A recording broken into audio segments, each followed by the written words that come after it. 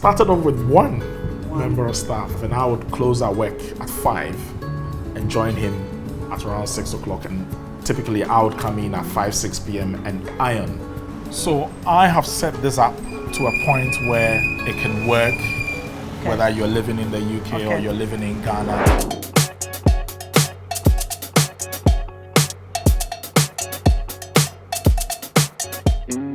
When you're taking a leap of faith to Ghana, it's not easy. Sometimes we think about the big investments, the agriculture, the real estate, but there are some low-hanging fruit of ideas that you can do right here on the continent. It's a developing country. Any idea that you think about can be fruitful. And guess what? I'm about to interview Bernard. He was from the UK, decided to move back to Ghana and set up a laundrette called Wash and Go. And not just one laundrette shop, he has 5. Yes, he has 5. This is what I'm telling you. This is why I keep telling you that you need to come back.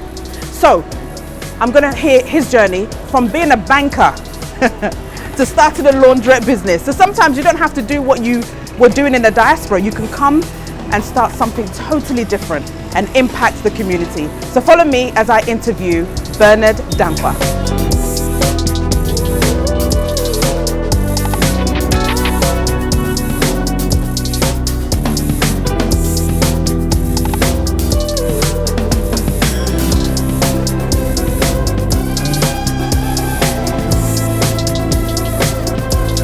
Hi, welcome to Wash and Go Laundry.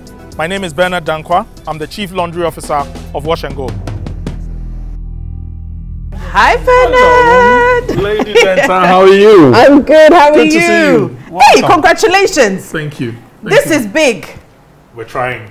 I mean, We're trying. Please take a seat. thank you. Thank you so much. Thank you, my friend.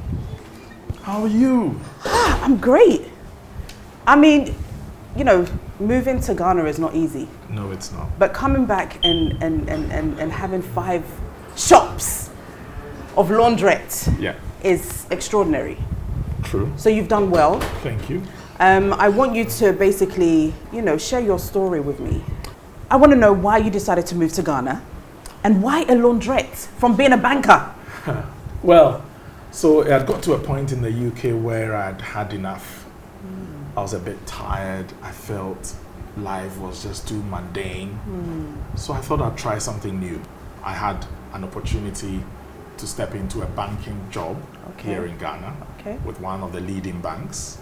So it was the right time for me to try something else. I would have regretted it if I didn't, to be honest. The journey had been fun, and I'd say I'd learned a lot. How long had you stayed in the UK for?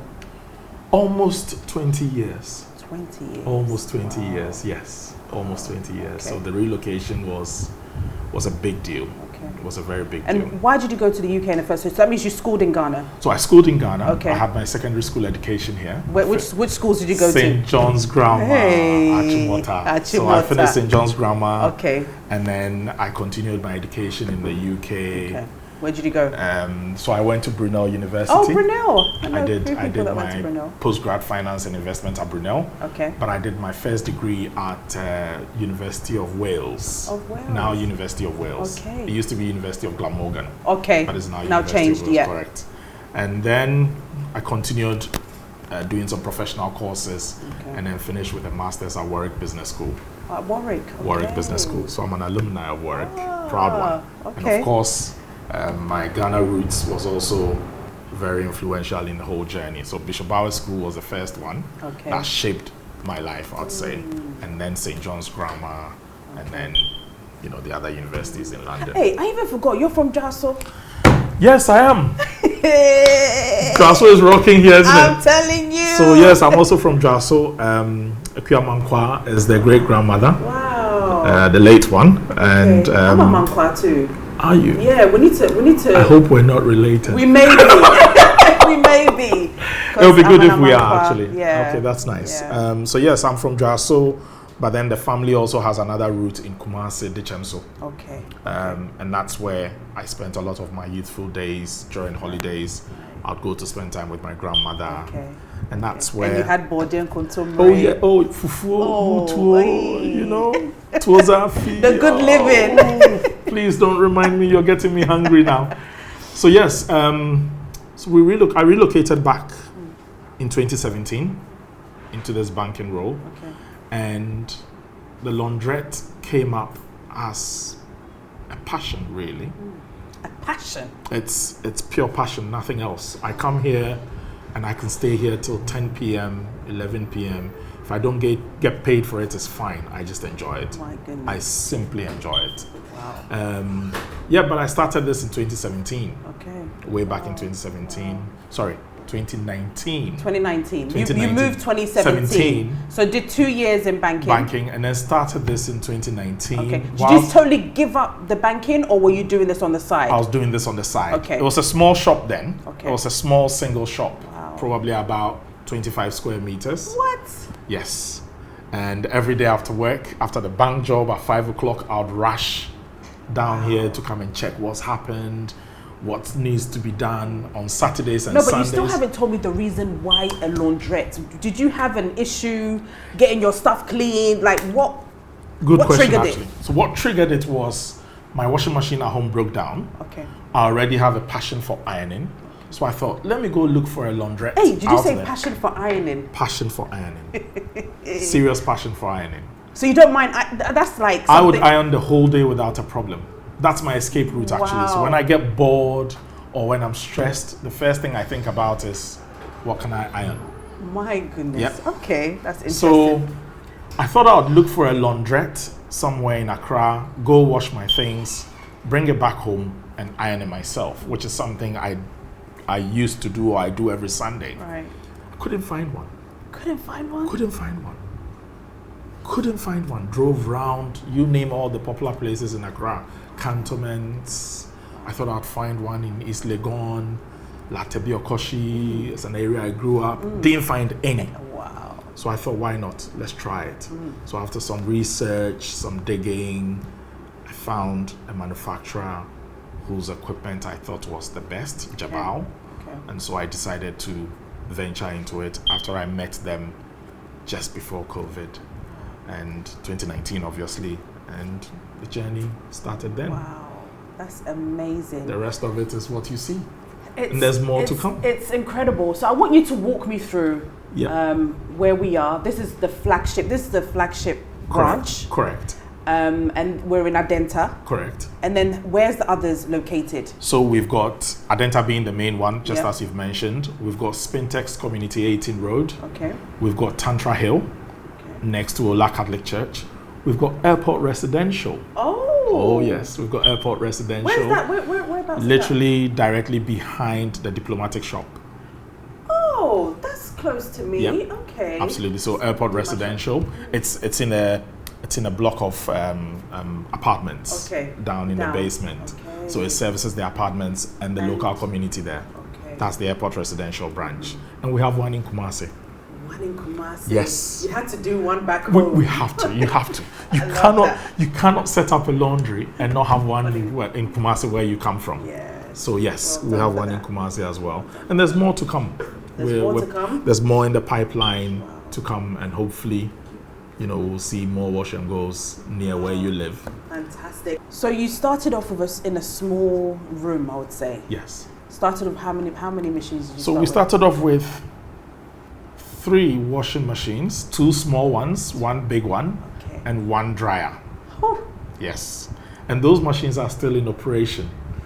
So every time I open a new branch, I use the old machines I started with to open the new branch, really? Test the base, and then equip it with more or new machines.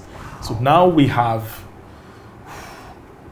I'll probably say I own the most washing machines in Accra.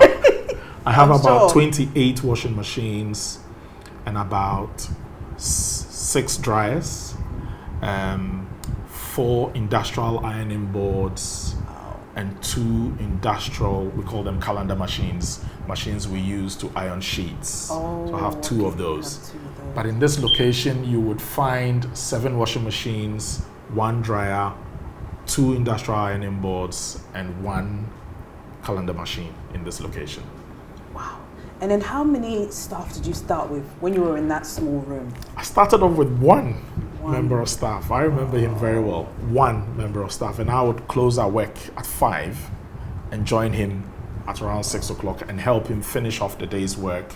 So I'd get home at 10 p.m., 11 p.m. and typically I would come in at 5, 6 p.m. and iron the stuff he had washed during the day for customers to pick up the following day or subsequent days after that. It's all per ironing, so that's what will happen. Easily. So almost every part of the laundry is equipped with a CCTV camera. Okay. This helps us track what is going on, but also serves as a learning tool for us. Okay. It's there for the safety of customers and our staff. I'll take you around. I'll show you what happens here. Please come along. Okay, thank you. Okay. All right. So let me show you around. Okay. So this is our reception area. This is where we welcome all customers. Okay. And of course, behind me are the machines that customers can use. And because you can do it yourself. Oh, you can do it yourself? Absolutely. Okay. You can do it yourself if you want to. Okay. With our assistance if you want to. Okay. And if you can operate the machines yourself, that's also fine. We allow you to do that. The next available machine will be made ready for you to use once you ask for that. Okay. And how do you go about it? Do you buy a token? So you buy a token from our reception team. Okay. Obviously, you pay for it, and then you get your stuff ready to go into the machine. So you bring your own. Can you buy the soaps and stuff? The price we charge here includes all the detergents and the conditioners. Everything you need is provided within the price we have. Okay. If you want to bring your own, if you have preferred ones you want to use, we allow that as well. Okay, fantastic. So everything here is digitalized. There's no paper. Okay. We don't do paper invoices here. Wow. So you'd receive an email. Okay. With your invoice. Because they took my email, they took my number. Very good. They said it's either 48 hours. That's correct. But if you want to express. Correct. 24 hours or even today. That's correct. I'm able to get that. That's correct. Within the next 2.5 hours, your order should be ready for you to pick up. So by the end of this interview, you'll be going home with your clothes. That's fantastic. Yeah. Okay. So what are these weighing? Is it for weight scale? Do you want me to weigh myself? Please be careful. So yes, these are weighing scales for clothing. Okay.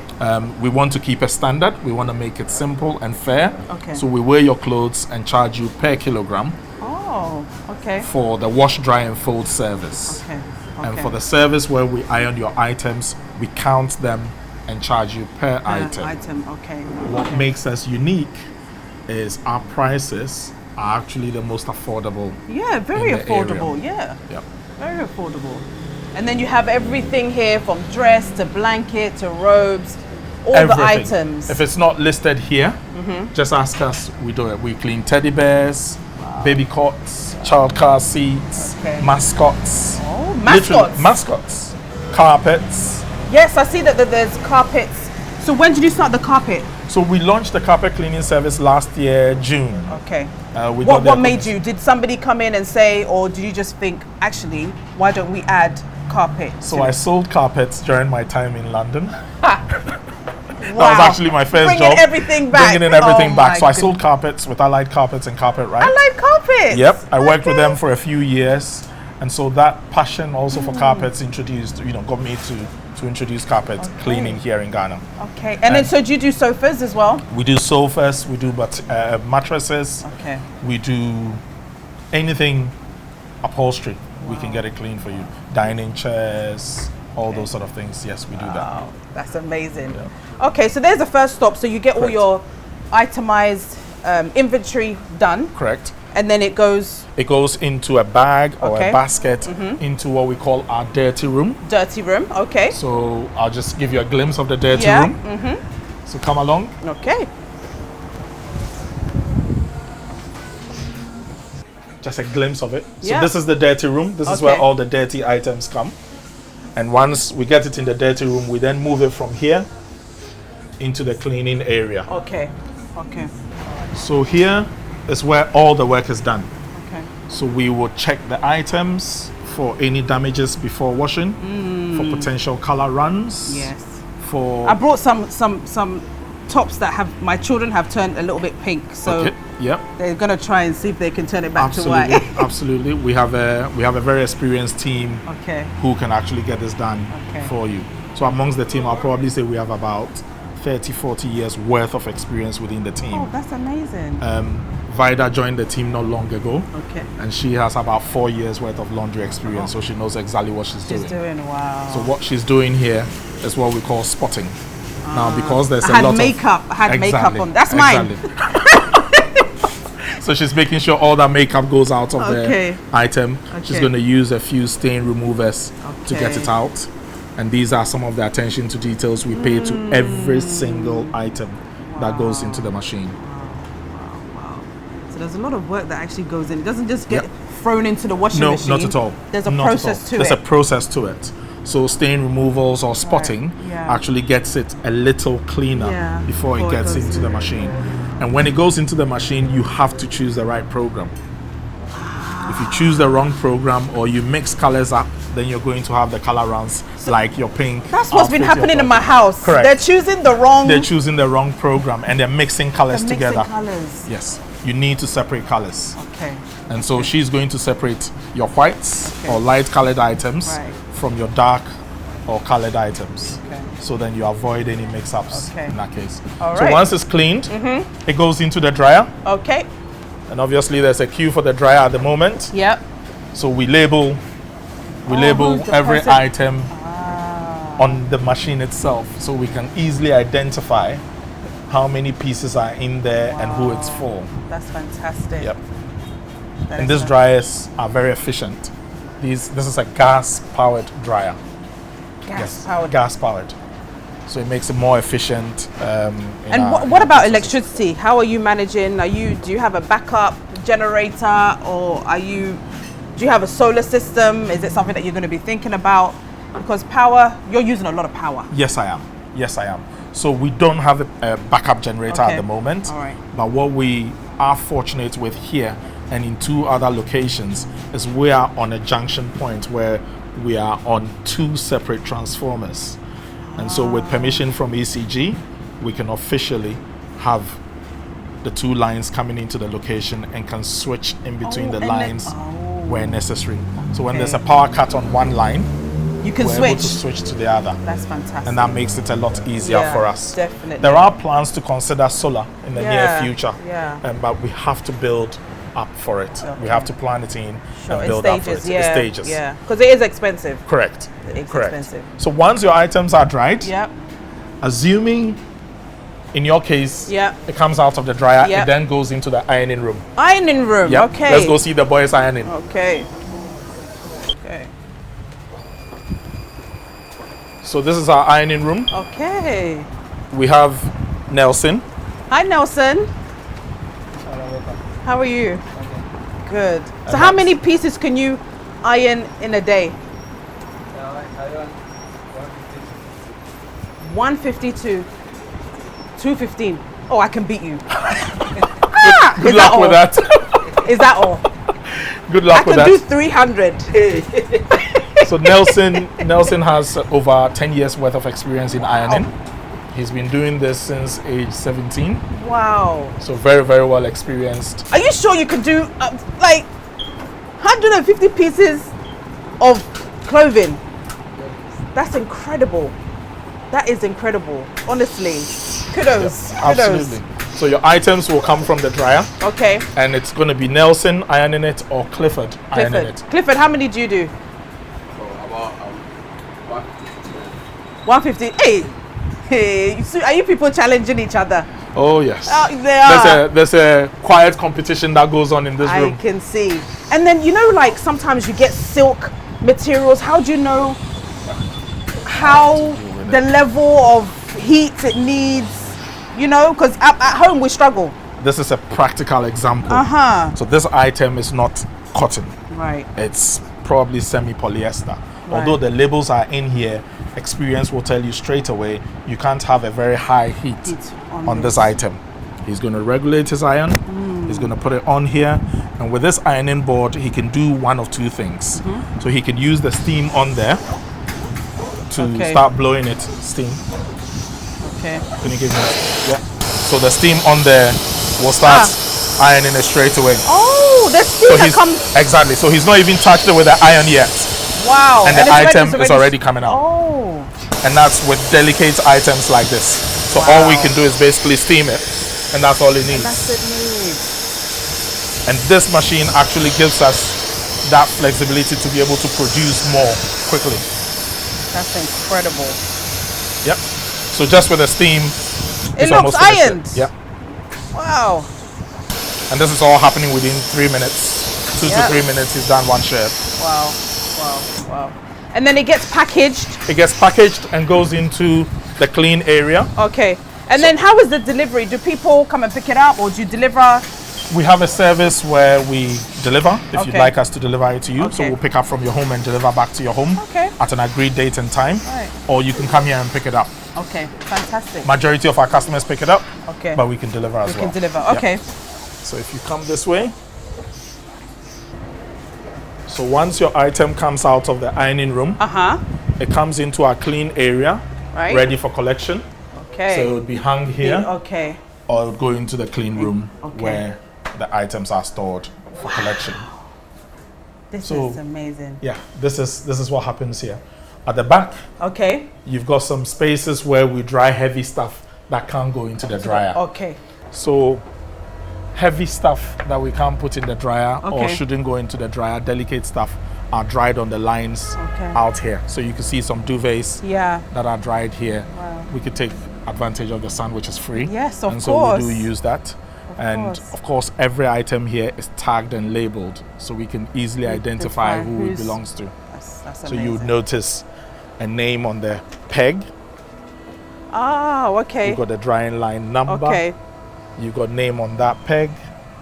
The names on the pegs at the back. So that whole row will basically belong to one person. Wow. So attention to details. So it's important. It's important. So do you do a lot of training as well for your We do a lot of training. Yeah. We do a lot of fire training. We do a lot of process training, stain removal training, ironing training. Yes. So any new member joining the team spends time with every section of the business before they go into their main area of work. And then, you know, you've got 5 locations. Yep. When you opened the first one, how long did it take you to open the second one and the third? I'll say about a year in between each one. Okay. So the first one came in 2019. The second came in 2021. Obviously, COVID took out a whole year. And then 2022, the third one came in. 2023, the fourth one came in. And 2024, so 2023 we moved into this location from the small shop, into this location, and we're looking to add more. Wow, incredible, incredible. You know, I don't know if you've watched my show, but it's really about encouraging the diaspora to come back home, look at business opportunities, but I also want you to be real with them. Yes. Because it's not easy. Correct. Right? There's a lot of challenges, but the opportunity is here. True. So if somebody is moving back home to Ghana, what are the things that you would tell them or encourage them or guide them? Yeah. So I would say if you're considering coming to Ghana, definitely come. Okay. But be patient. Things in Ghana take a little bit longer than they usually will take in the UK or the US or anywhere else you live outside of Accra. But the opportunities are here. Be patient, plan well. Make sure you've got a backup plan to fall on. I had 2 backup plans that I put in place before resettling or relocating. I had a job to go into straight away. This wasn't actually the plan. This wasn't the plan at all. But it fell into place, and so I took advantage of it, just following my passion really. So definitely come, but have a good plan in place. Have a good plan. And so how was it setting up the business, from the registration to recruiting staff, you know, all of that, and getting the locations as well? Yes. And the lease. Yes. Negotiating. The lease, yes. So that's always a very tough process. Setting up business in Ghana is fairly straightforward, I have to say.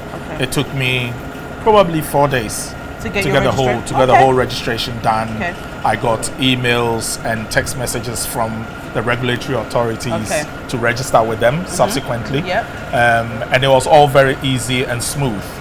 However, the setup process, i.e. getting the location, putting the machines in, was quite tough. So unlike the West, where you would have demographic data and try to figure out what demographics you're targeting, you don't have that in Ghana. We don't have that set data in Ghana. So you'd have to go by A bit of, okay, I think this area area might work. Oh, I want the high class, so I'm going to be in that area. Right. I want the working class, I want to be in that area. You're going to have to do a bit of guesswork. And you know, most of the time, if it's an educated guess, it's going to work. Yeah. So that was a bit of a difficult one. Okay. Recruiting staff. Yes. Our industry is a bit different. Okay. Recruiting staff for our industry is very, very difficult. Yeah. It's quite niche. Very niche. Yeah. Not a lot of people have experience in the field. Yeah. So I'm having to train people right from the scratch. Wow. Every now and then you'd have the odd experienced person coming along, which Okay. helps. That's And good. so yes, we look favorably towards the experienced Okay. ones. Those Okay. who've worked in hotels, Right. those Right. who've worked in other laundries, we welcome them in. Okay. Yeah. So. So do you usually put a call out, or is it word of mouth? How do you actually get the people? A mixture of both. Okay. So we put a call out. So we'll normally advertise on social media, Okay. and we'll get some responses. Right. Sometimes on WhatsApp, but we also get word of mouth. Okay. So we get our current employees recommending friends they had worked with, and we get people walking through as well. Okay. We get some young boys and girls keen to know how we do things, Right. and they come in and they're very honest. I've never worked in a laundry. I like what you're doing. Okay. I want to join the team. Okay. I love kids like that. I always want to work with them because they've seen something that really intrigues them. Yeah. So yes, that's And how we get stuff. how is your staff turnaround? Have So- you been able to maintain majority of your staff, or do you see Ghanaians leaving and then having to recruit? So staff turnover here is quite high, and the reason is we have a fairly young workforce who most of them would say they're going to further their education, which is okay. fine. I Yeah. welcome that. Yeah. I love that. I Yeah. actually push them to better themselves. What we try and do in terms of retaining the staff is we pay probably 25% more than other laundries will pay. So Okay. we have a good that's package good. available for the staff. Okay. And yes, we do have majority staying. I'll probably say I have about 10% of the workforce that I started with Okay. in 2019, 2020 Okay. that are still with us. you. Yes. That's amazing. So about 4 or 5 of them are still around. That's good. And they are just on the verge of going to further their education as well. Okay. Some of them are staying to do part-time work with us. So That's- all that is welcome as well. That's great. Did you involve family in the business at all? No. Why not? As in getting family members Yes. to start working with us. Yes. No, business is business. Don't like mingling family with business. Okay. It makes it a little bit more difficult to take harsh decisions Yeah. if you have to. So I just took the decision, no, I'm not going to employ any family member. So no, we don't have any family member that works here. Okay. So I'm the only family member in this. In this family, in Yes. this, and then I don't know. Do you have children, a family? Are they? How was it when you told your people that you're coming to start a laundrette? Did they laugh at you? Yes, they did. Yes, they did. Even my colleagues at the bank They were like, couldn't understand. "Bernard, are you okay?" Are you okay? What's wrong with What's you? Why are wrong? you earning this money and you want you're to coming leave it and come and run a laundrette? So yes, friends and family didn't understand it. Friends and family didn't see the vision. I felt it. Yeah. And for me, it was also the passion that drove it. So there was nothing that was going to stop me. I made a clear decision. This is what I want to do. I don't care if I worked in a bank or worked in the Prime Minister's office. I was This is coming what's to do coming to- this. okay. And nothing would have stopped me. Wow. And what is their reaction now? Seeing how successful you have become, the fact that you have 5 branches. Yeah. I'm sure they're coming to wash some of their stuff Oh, here. all of them. All of them come and wash their stuff here. I do my laundry here, so they all come and do their laundry. So here. what are they saying now to you? Surprise. Wow. They're all surprised. They are amazed that I could turn a job that nobody really respects Yeah. into something that Yeah.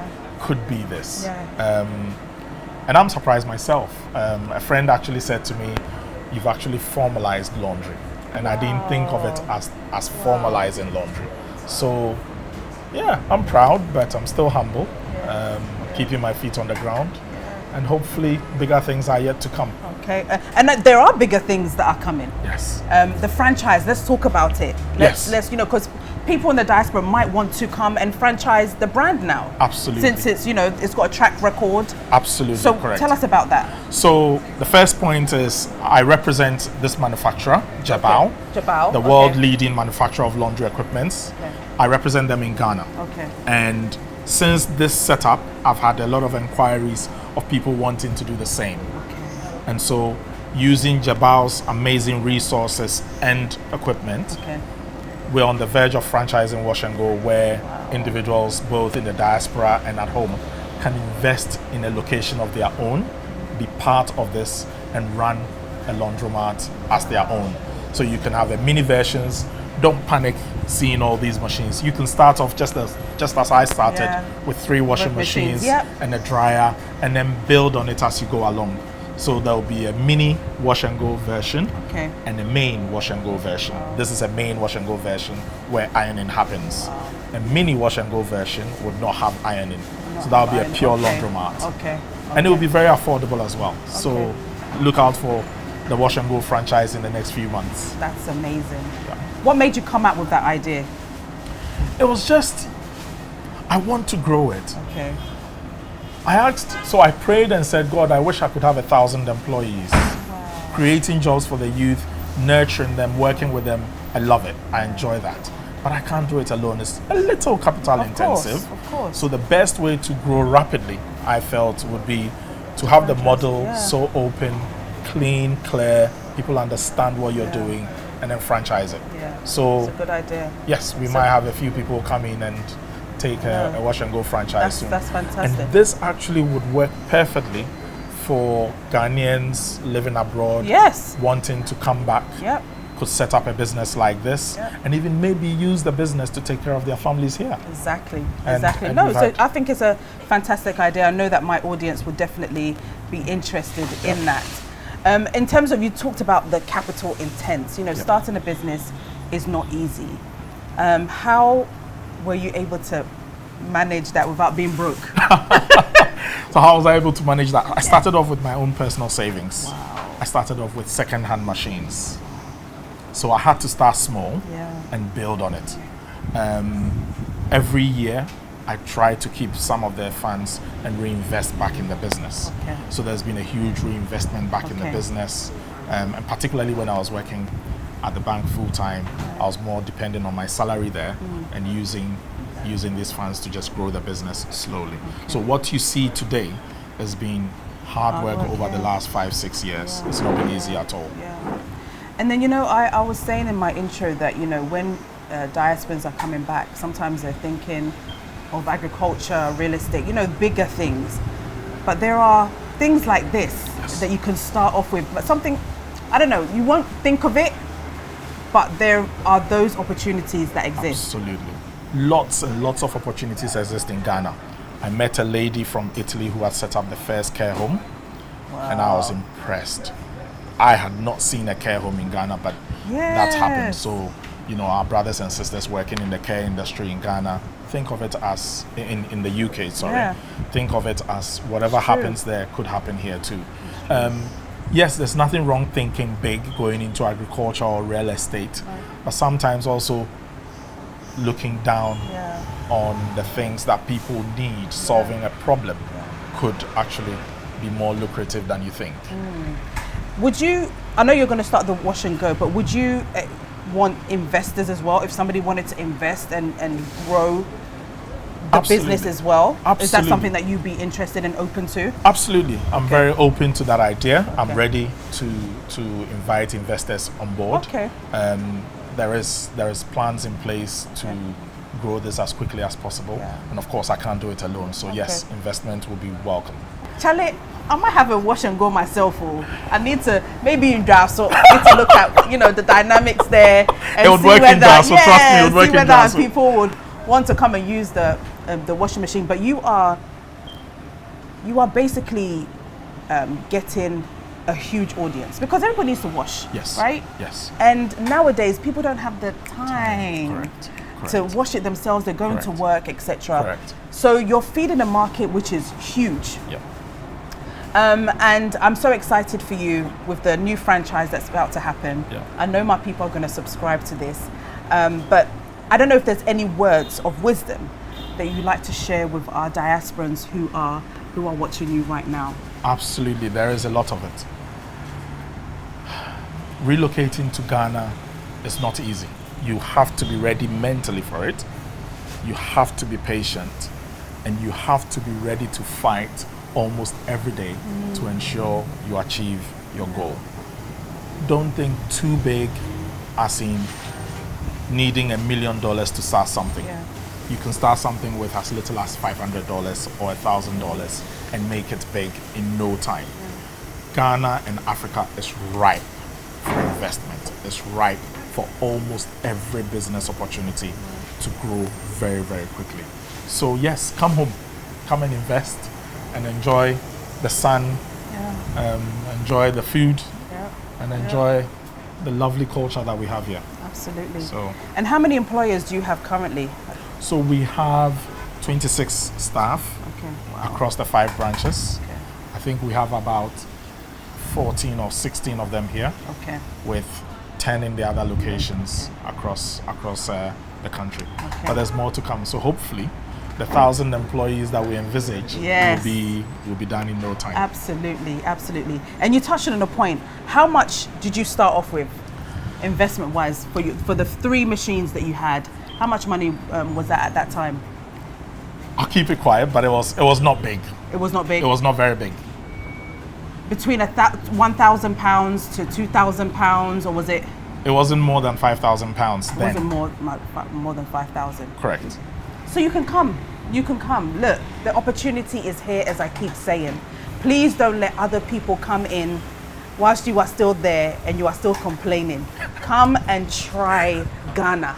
Try it. And I know for a fact, if I ask Bernard right now, do you think that your business would still work if you were back and forth? Or do you think that you have to be here to make it work?